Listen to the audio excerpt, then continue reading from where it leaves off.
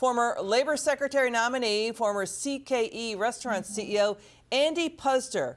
Andy, all of these tax hikes, won't that cripple the U.S. economy, cripple small businesses and economic growth? Yeah, well, it would be devastating to the economy. There would be far, far fewer jobs. There would be far, far fewer new businesses opening.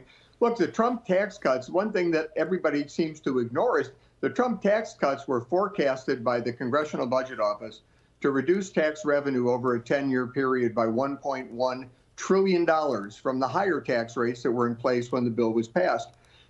Now that we have 6 years of information under our belt, CBO is projecting that those tax cuts will actually generate $600 billion more. So that's a $1.7 trillion miss by the CBO on the original Trump tax cut. So these tax cuts not only created jobs, they created increased tax revenue, which of course came in during the Biden-Harris administration. They didn't spend it to reduce the deficit. The Democrats never spend money to reduce the deficit. They haven't done anything with the deficit since Bill Clinton was president. All they do is increase the debt by continuing these massive government spending programs, which, as you noted, Harris signed on to the two biggest ones that drove us into this inflationary ditch.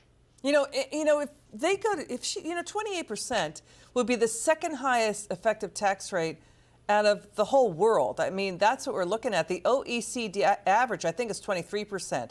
The EU, 21%. Asia, including China, 19%.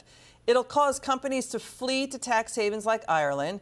The Business Roundtable, to what you're saying, some $2.5 trillion in income earned abroad came back here to America after Trump's tax reform.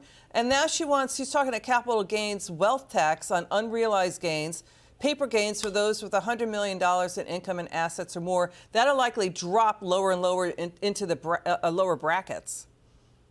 Well, we know what's going to happen if we take rates back up to 28%. It'll be exactly what President Trump said, and we know that because that's exactly what happened under President Obama when the tax rate was 28%. So if you raise corporate tax rates, you're going to give up revenue, you're going to lose companies, we're going to lose business. That $2.5 trillion that the Business Roundtable estimated was brought back into the country would not have been brought back into the country under the Obama level of corporate income tax. And if you go, the last president who was a Democrat did anything rational on taxes, again, was Bill Clinton. He cut the capital gains rate. He didn't increase it, he cut it. And when he cut it, he and Newt Gingrich were able to balance the federal budget. So you don't want to reduce, you want to increase them, you want to reduce them. And the idea that we're going to tax unrealized capital gains, that's just absurd. This is voodoo economics, 201. I mean, it's absolutely ridiculous. I mean, even Europe said no to a wealth tax. Let's end on what Trump says will work. Watch this. She's going to ban fracking in Pennsylvania, but now she says she isn't, but she will 100%.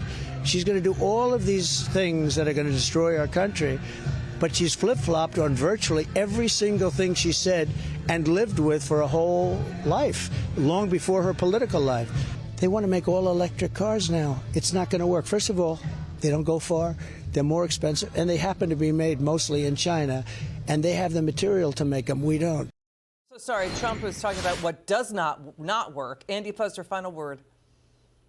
I thought when we got rid of President Biden as a candidate, when he withdrew or was driven out, I thought we'd end up with Kamalanomics instead of Bidenomics, and it would be basically the same thing. But it's really much, much worse. It's like communism with a KAM at the beginning. These are rational. These are irrational policies that will drive us into an economic ditch. And God, I hope we don't end up with Andy, thank you so Ms. Harris as president. Thank you. Appreciate you. Thank you so much. Tonight we got.